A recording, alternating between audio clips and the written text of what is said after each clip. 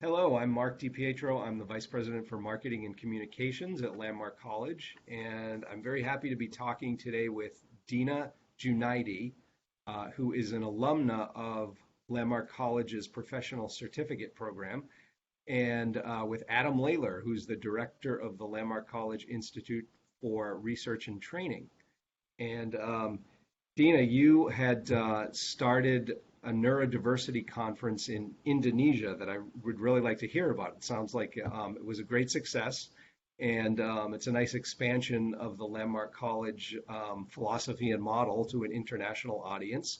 So maybe we could start, and you could tell me a little bit about the conference. And Adam, I know you were involved with the conference as well, so feel free to give us your perspective as well. Sure. We called it the Neuminds Indonesia Neurodiversity Conference. And it was curated for Indonesians. And we had speakers from America. We had a speaker from New Zealand. And we had Indonesian speakers as well. We had 17 speakers, and we held it across 10 days, which was pretty big. Is this sort of a one of a kind or a first of its kind event for an Indonesian audience? Is there anything like this that you've seen happen before? I have seen special, I guess, conferences they call them special kids here. Um, and it, I guess online conferences don't come often. It's a fairly new thing, and it was introduced especially during the pandemic because we were in lockdown. We're still in lockdown, so we're in, I think, our fifth lockdown maybe at this point. And so there's been a huge introduction of online conferences, but this is definitely the first for neurodiversity, and how it's a bigger umbrella for that term.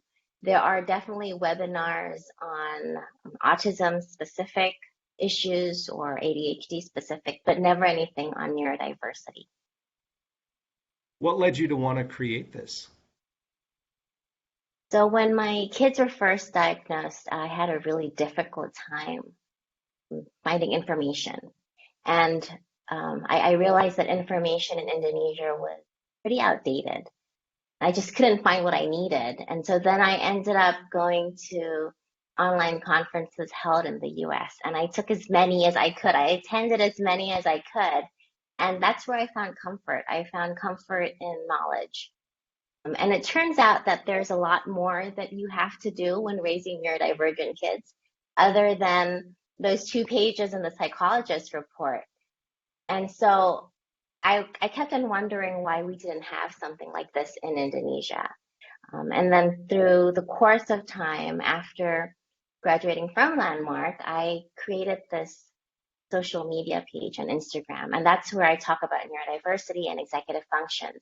And parents are coming to me and saying, we really want to join these conferences too, but we can't speak English as well, and we don't understand what the speakers are saying, or we're limited in terms of finances, and we just can't afford it. And that's kind of where that idea, that spark came from, that, if these conferences exist elsewhere, why can't we have it for us as well?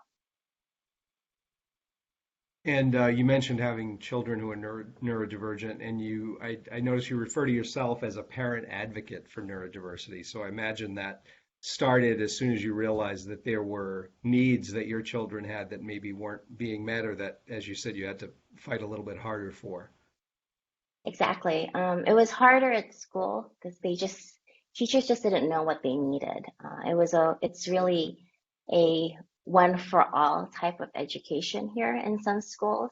And I had a really hard time getting teachers to understand what an IEP was. I had difficulty, my kids couldn't speak up for themselves. They didn't know what was happening. Sometimes they didn't even know what was wrong or what they needed.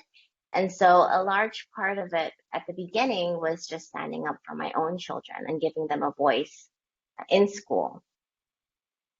And then that pretty much, again, after coming out of Landmark, that pretty much emerged into helping other parents reframe their children. And talking to parents about executive functions. And, maybe your child isn't lazy, but maybe they just have a hard time getting started. And then introducing that concept and making parents feel empowered to go talk to their teachers and their schools.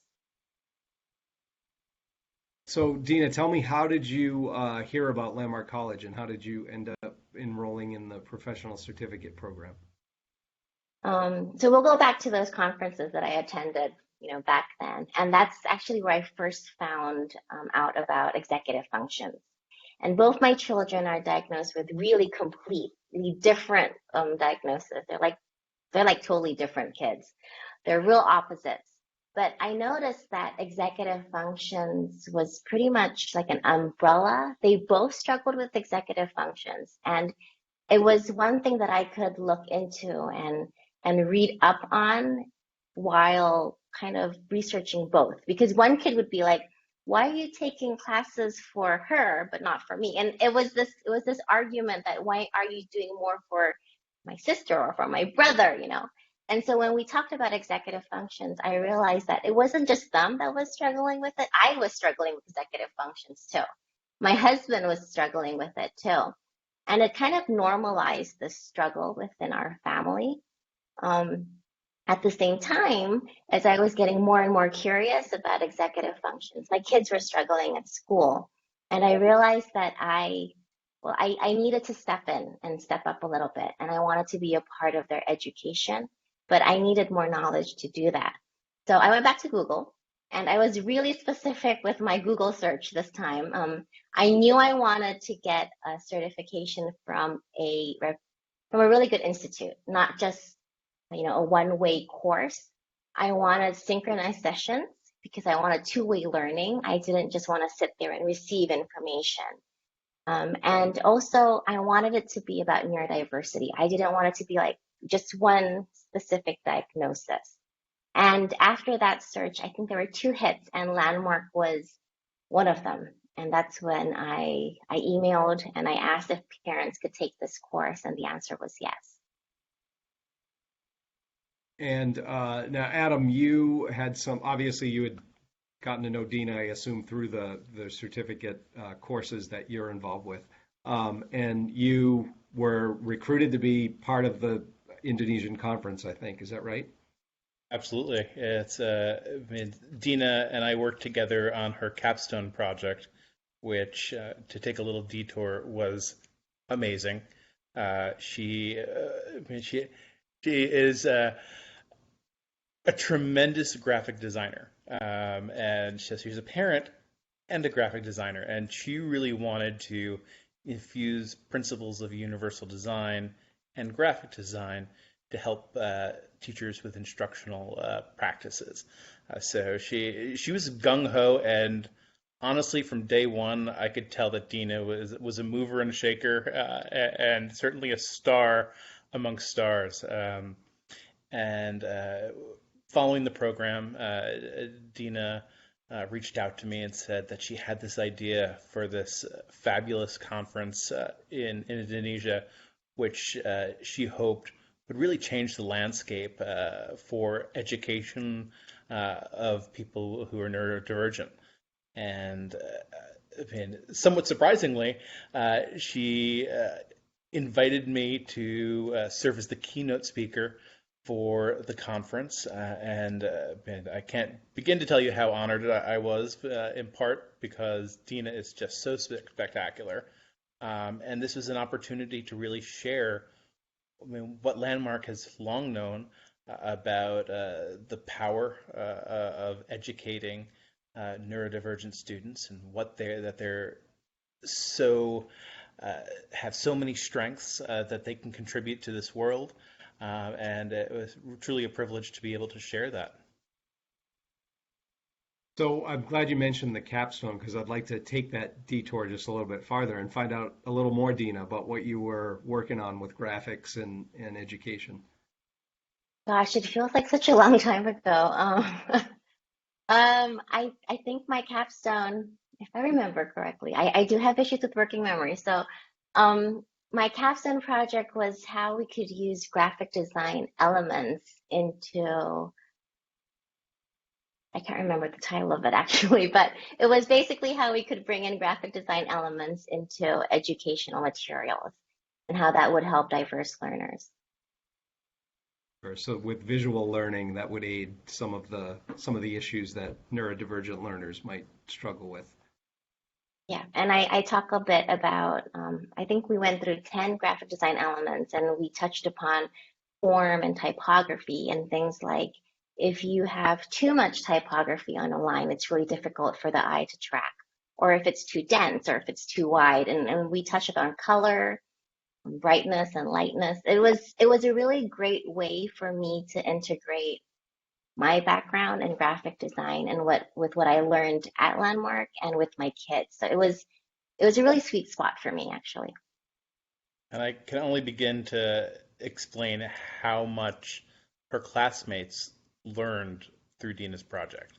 The certificate program is largely educators, with certainly parents, employers, therapists, etc.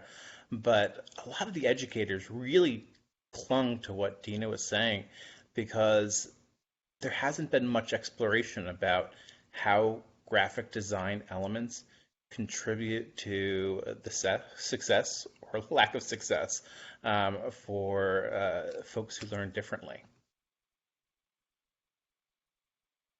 Tell me a little about the outcomes of the conference and how you feel it may move things forward a little bit in Indonesia in this field.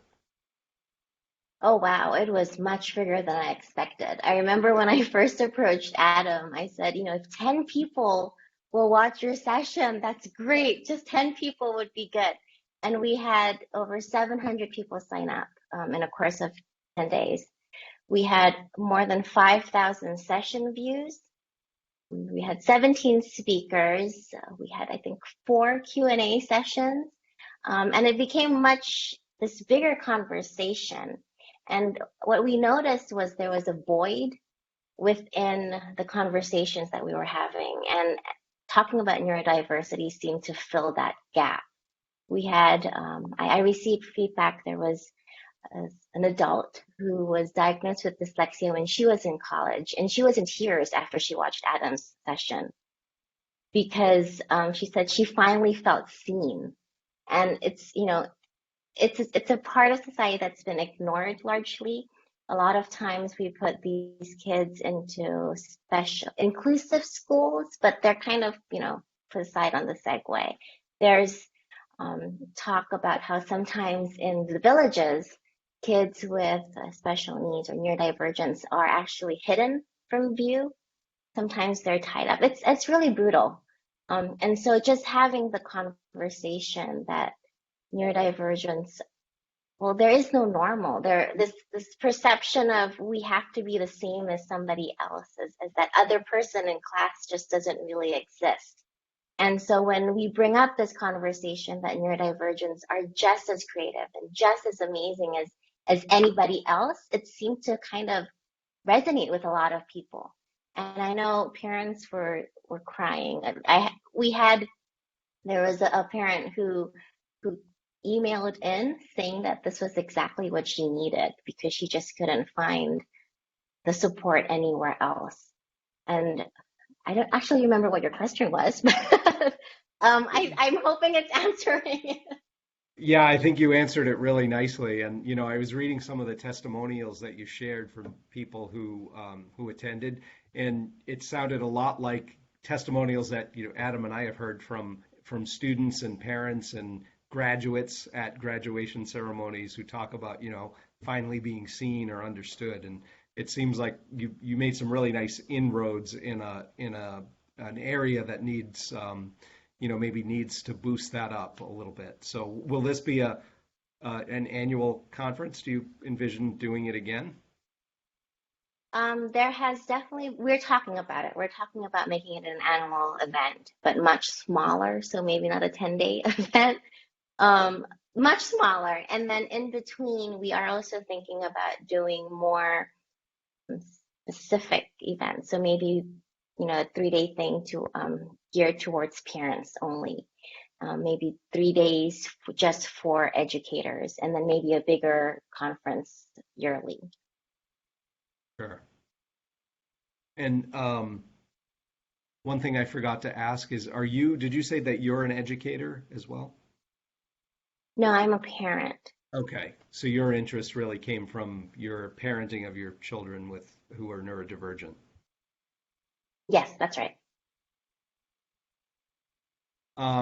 Is there anything either of you would like to add about either about the conference or just in general about the topic? I mean, the one thing that I would like to just to mention is that the quality of the presenters that Dina was able to amass was truly spectacular. She, as she noted, she got folks from a variety of different continents, as well as different backgrounds and experiences. She had folks telling their stories. So it was authentic, lived experiences of neurodivergent individuals. And it was, she also had several landmark faculty, staff, and students present as representatives of the college and representatives of the larger neurodiversity community. Yeah, I'm extremely blessed. I think really lucky to have come into this cohort. The people I met at Landmark, I mean, I've taken classes before, but the friends that I met in this program are just extraordinary people. And they've gone way and beyond to helping me with the conference, but not just with the conference, with, going through the capstone with everyday life. And we still have reunions, every once in a while. We'll talk to Linda because she's amazing. And it's just, this was one of the best experiences that I've ever had, honestly. Just being at Landmark it was one of the best. That's really great. This sounds like a really, really terrific event that you came up with. And I was excited by the updates Adam was sharing with us. And Adam, I was going to ask, I don't know if I have the list of all the speakers, but if you could, at some point, if you have a chance to share that with me, just who the other Landmark folks were who participated. Absolutely. Well, thank you both for taking some time to talk about this. And I will share I'll either share a draft. I'm not sure if I'm going to write a story for the magazine or if I may do something short and then link it back to this video. But I'll share whatever I do with you before we print anything so you can take a look and make sure it's all accurate. Perfect. Thank you. Yeah, Thanks for the opportunity. Thank you, Dina. Thank you, Dina, for all your hard work. No, thank you. Again, you may be so bored of me sending emails saying thank you. There's no other word that can describe, thank you. This would never have happened without your support, Adam, without Landmark, without everybody involved. I just did a small part, but your part was magnificent. Like I said, there's a shift, and that's what we were hoping. We were hoping for a shift in the way people started thinking. And that was one of our visions, was to create this transformational cultural shift, which seems huge, but we just needed people to start looking at their kids differently. We wanted teachers to start looking at their students differently. And that's all that we could ask for at this point. And so just having your support was that extra boost of like, okay, these people kind of know what they're doing. They have people from the outside helping them. So this is good, and it was legit, and it was magnificent. So I'm really grateful for the support that you gave me. So thank you very much. Well, Dina, it was certainly my pleasure. I mean, LCIRT is really excited that we were able to support you, and you know that if you ever need us, we're here. I know that. I know that very well. Excellent. Thank you so much, Dina. Thanks for talking today, and thank you, Adam, for joining us. And no problem. We'll talk soon. Absolutely. Okay. Bye-bye. Thank you, everybody. So much. Bye.